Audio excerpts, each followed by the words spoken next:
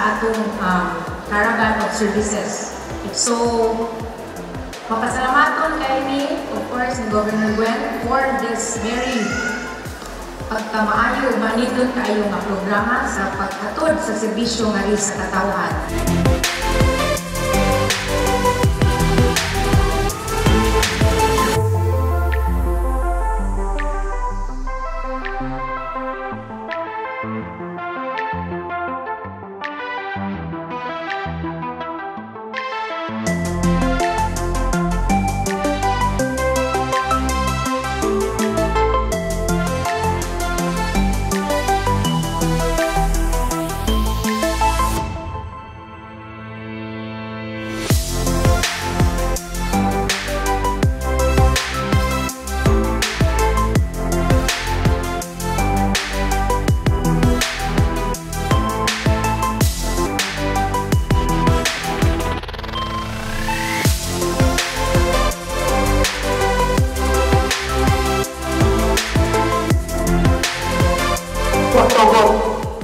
Akong ipadayag ang atong katanan, mga pinarano na atong ipadayag ang atong pasalamat, atong pagpadayon sa atong pinanggang gobernador dinhi sa atong gamayng isla o lungsod sa Pilar. Gov, anytime, Gov, welcome to kay ka sa mong isla o sa munisipyo, Gov.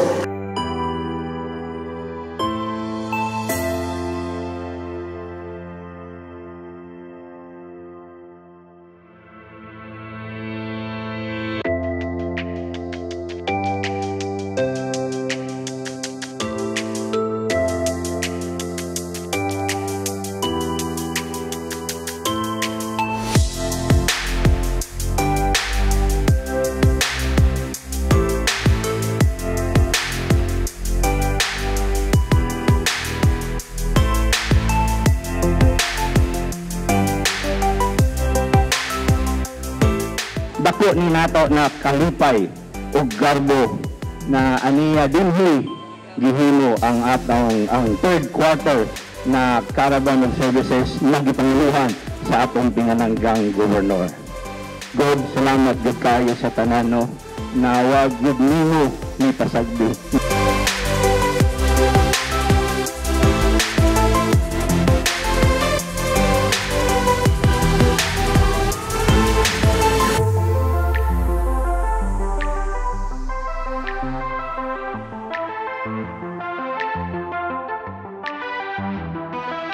Samtang ko siya nga nagsuri-suri sa kalungsuran, ato mamakita sa iyang panagway nga malipayon siya sa iyang gibuhat.